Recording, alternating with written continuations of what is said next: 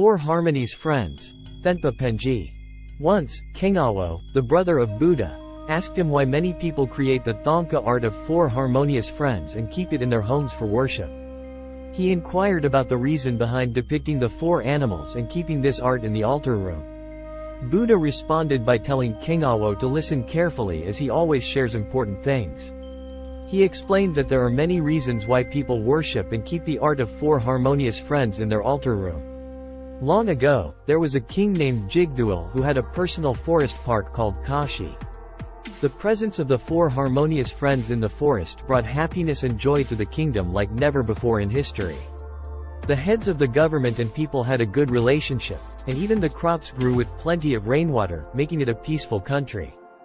The king wondered why everything was going so well, which had never happened before in history. He worried if it was a good sign or a bad sign for the destruction of peace in the near future. The king decided to visit the great Brahmin and asked him why such happiness and joy were flourishing in the kingdom like never before, and if it was a good sign or a bad sign. The Brahmin remained silent for a while, attempting to analyze the situation. He then informed the king that there were four animals residing in the Kashi forest. The elephant was at the bottom, followed by the monkey on the top, then the rabbit, and finally the bird.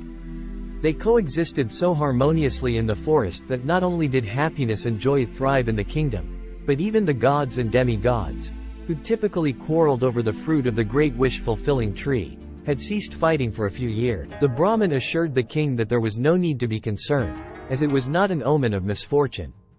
It was due to the pure cooperative relationship that the four animals had for each other, which fostered peace. The king felt delighted and content to have such peaceful animals in his forest. When he requested to see them, the Brahmin informed him that he must first refrain from 10 major sins, practice 10 virtuous deeds, and develop empathy like the four animals. The king inquired about how the animals accomplished this, and the Brahmin recounted the tale of the four companions. In the beginning, the elephant believed that he was the strongest animal in the forest and that everything belonged to him. This led to his ego, resulting in him eating all the fruits and destroying many plants.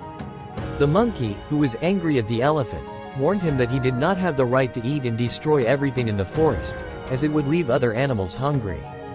The monkey compared himself to the elephant and claimed that he had more physical abilities, resulting in his own ego towards the elephant.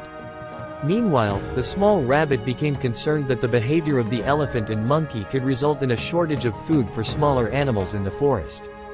The rabbit shouted at the elephant and monkey to listen to him, and they eventually found him hiding in a bush. Although the elephant and monkey found the rabbit's concern amusing, they agreed to hear him out. The rabbit warned them that their egotistical behavior could lead to a shortage of food for other animals in the forest, and they were not allowed to do as they pleased. The rabbit then informed them that they were only thinking about their own power. He explained that when the tree first grew from the ground, it was even smaller than him. The tree is now tall enough for everyone to eat its fruit, and the elephant and monkey claiming the right to eat the fruit and destroying it was foolish, according to the rabbit. The rabbit went on to explain that when the tree was growing, he took care of it by passing stool on it as a fertilizer, thinking that when the tree grows up, everyone can eat its fruit. The rabbit then said that he could have destroyed the tree as it first grew if he had thought like the elephant and the monkey, but he didn't, thinking that the tree would benefit everyone in the future. The rabbit claimed that he, in reality, had the most right to the tree, so he scolded the elephant and monkey to refrain from causing destruction. As the animals argued over who had the right to the tree, a bird with yellow feathers flew towards them and inquired as to why they were quarreling. Each animal claimed ownership of the tree, but the bird advised them to cease their fighting and instead cooperate in sharing the fruits. The bird then suggested that if he were in their position, he would assert that he had brought the seed of the tree from another country. He had eaten the fruit in that country and passed the seed in his stool in Kashi forest, resulting in the current tree they were fighting over. Thus, the bird claimed he had the greatest right to the tree. After much debate, it was concluded that the bird had the most right to the tree for bringing the seed, followed by the rabbit for caring for it in its early stages, the monkey for residing in the trees, and lastly, the elephant had no right to the tree at all. Subsequently, the four animals became aware of the wrongdoings they had committed without considering the consequences. The bird informed the other three animals that their ability to work together and convene in this manner was a result of their karmic connection. The bird then asserted that the other animals should heed his advice since he had the most right to the tree. The other animals concurred. The rabbit proposed that the one with the greatest right should remain at the top, while the others should be positioned below based on their level of rights towards the tree. Consequently, the elephant was placed at the bottom, followed by the monkey, then the rabbit, and finally the bird. The rabbit then declared that they were now siblings and needed to listen to one another and cooperate. As time passed, the bird reminded the other three animals that they should not continue in their current state. The first step they needed to take was to promise not to enter people's crop fields and cause destruction. The other animals agreed and made their promise. Secondly, the bird advised them never to steal someone's property or flirt with someone's wife. Therefore, the bird advised them to avoid all wrongdoing as time passed. This positive practice naturally came into existence to avoid wrongdoing. As the four animals lived happily by cooperating with each other, happiness and joy flourished throughout the kingdom. The people were amazed that no animals were causing harm to their crop fields anymore.